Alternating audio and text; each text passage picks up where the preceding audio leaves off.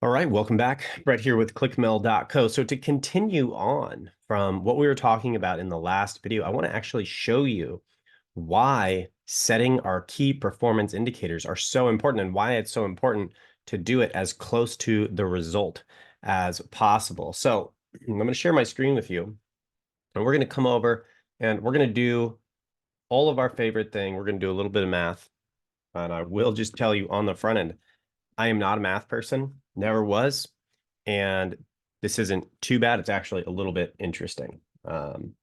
So don't feel like this is going to be too crazy. Yeah, we'll just go with that. So I'm going to go here. We'll get to white color, and we're going to come in here. So what we want is we want to set a KPI.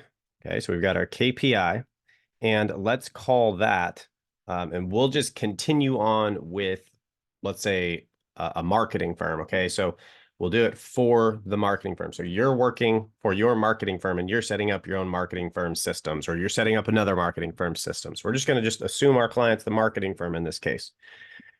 The marketing firm's primary KPI will probably be phone calls and then book a call. Okay, so like we were talking about in the last video, I'll talk and I'll diagnose the issues of the client, and then we'll go from there. So let's say we need now to understand. So that KPI is book a call. Okay, and so that is the conversion. Now, what is the average customer lifetime value? So this is the first thing we need to know, and this is why those book a call conversions are so valuable. Okay, so here we go. Average customer lifetime value. Okay, because we're going to put this together with a little bit of other data, and it's going to tell us a lot about the state of our marketing efforts. Okay, so now let's say our average customer lifetime value. Now, what does this mean? Well, this is average term. Okay, so for example, let's say our average client stays 3 years. Okay, so we've got we'll say 36 months. MO, beautiful writing, I know. And then the average cost per month, and so we'll just say, what is it? It's a 10,000. We'll just call it $1,000 a month for easy math here. So we got 12,000 in a year. Okay, so we've got $1,000 per month. Okay, so then what is the average customer lifetime value? Well, it's $36,000. Okay, so, and now, is this every single client? No. Again, as we've talked about earlier, we are talking in statistical probabilities.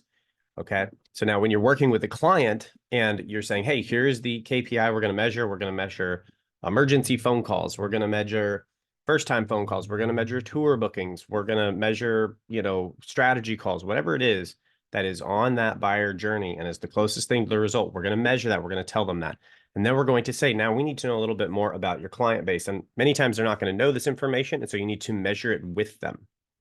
But you're going to say, what is your average length that a client is with you? How long? And they'll say, well, it's this long. You say, okay, great. Or even if it's about, and you can always update as you actually measure the data, because we have to guess and make a theory if they don't have data. So we want to make the theory and then craft the theory over time, make sure it's more accurate. So the marketing firm that we work with says, hey, well, okay, 36 months, and then it's $1,000 per month. Okay. So then we can pretty confidently say then we're looking at around $36,000 per customer on average.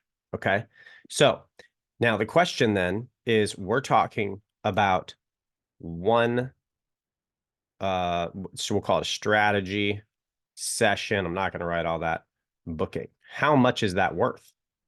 But can I spend $1,000 on that? Can I spend $50,000 on one booking, or can I spend 50 cents? How do we know how much we can spend before we're no longer at least able to break even on our advertising and marketing efforts?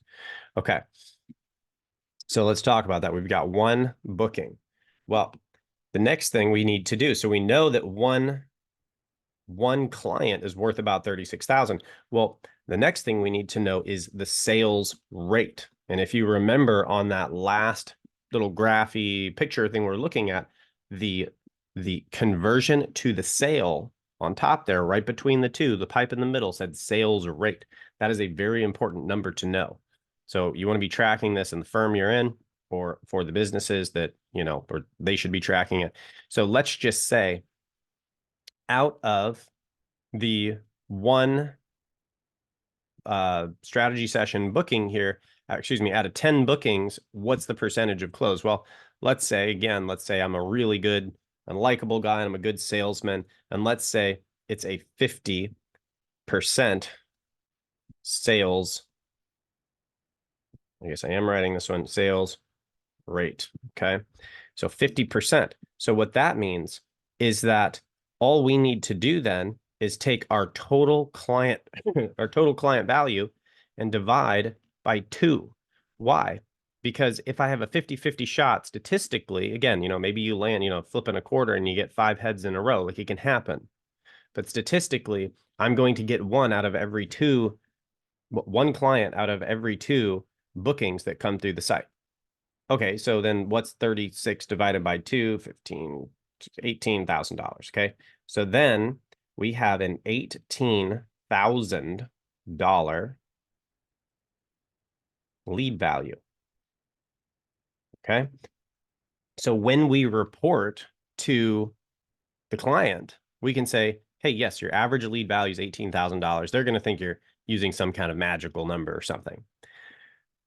And you can run them through this. They'll probably just be like, oh, okay, it's backed by some kind of math or something. I trust you now.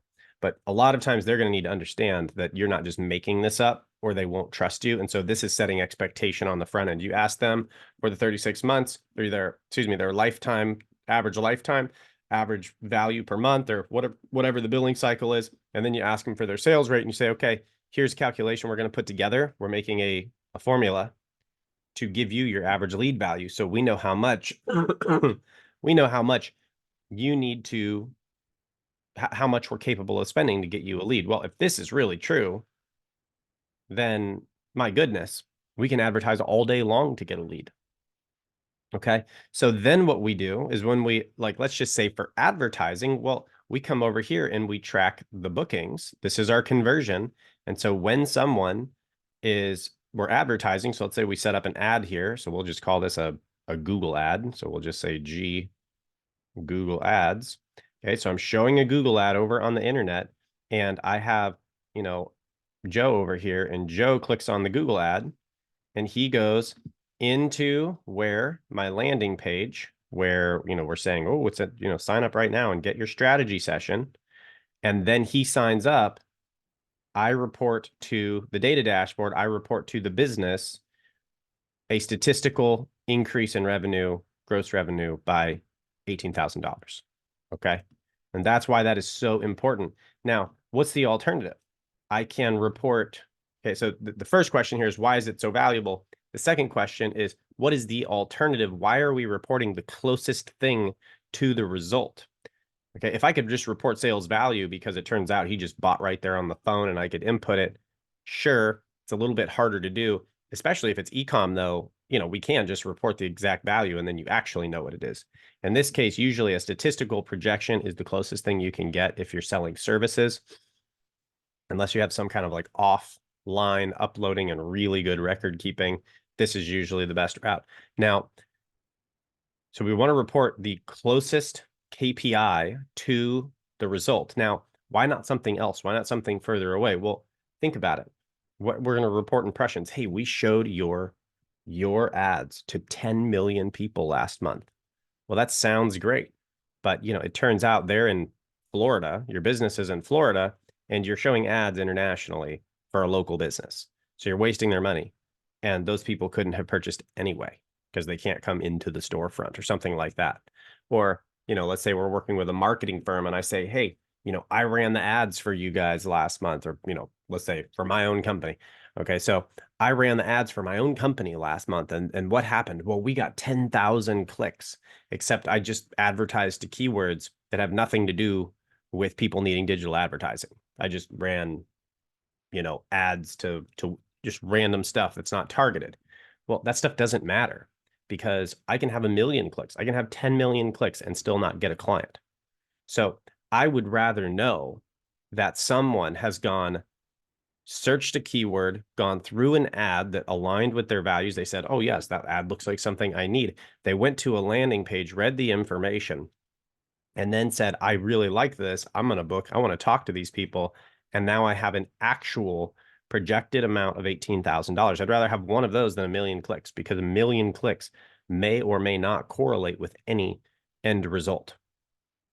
So that's why we want to use it so close to the result. And as an example of this, I worked with a really nice woman, actually royalty in Africa. And she was posting and posting. And so at one point she got 2 million likes on this post that she had online on a social media platform. And she called me, and she's all excited. She's like, you won't believe it.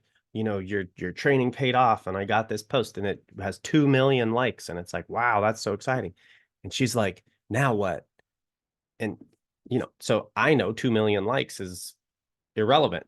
Well, what happened? Where did the people go? So I said, well, that's awesome. Did you put a link like we talked about? Because I've been training her. Did you put a link from the post that you had go viral to your donation page or to your website, to anywhere? Oh, no, I didn't do that. So she's like, well, what do we do next? And then the answer is, next time include a link. She's like, well, nothing's going to happen. Nope, nothing's going to happen, because she's getting excited about data that is not a key performance indicator. It's not near the donation process. Now, I mean, obviously you got to get clicks, but you can have 2 million clicks and 0 results. And that's exactly what happened.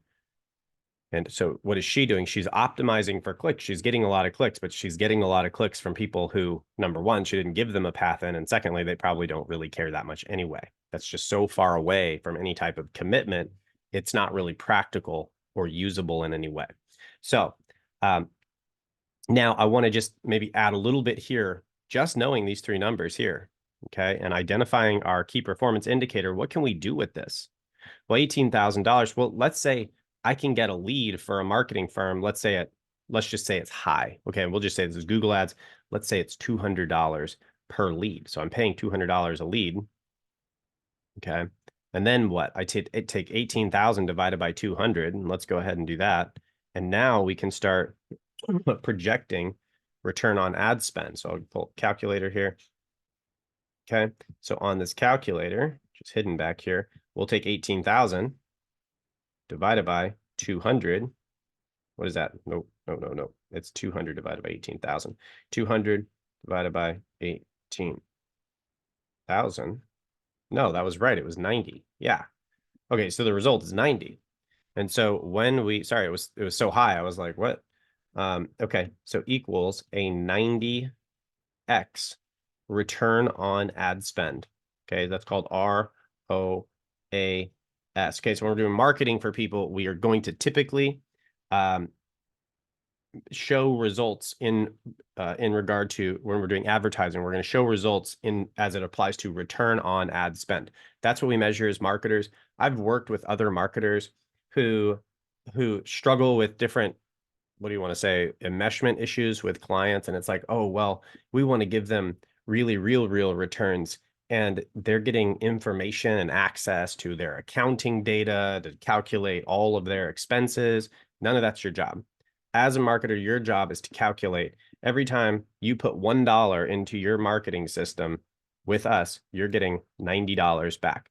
If you can't run a business with that, you probably shouldn't be in business, like, and I've had clients like this very frequently, and they're holding me responsible or hoping to hold me responsible for something other than the return on their ads. For example, at one point we had a client who was doing 12 times return on their ads, which is very good. So that industry-wide, across all industries in the US, 2 to 2.5 time return on ad spend is is average for a professionally marketed advertising account. So you put in $1, you get $2.50 back. Well, is that good? Yeah, that's super good. Where can you get a 250% return on your dollar? Nowhere.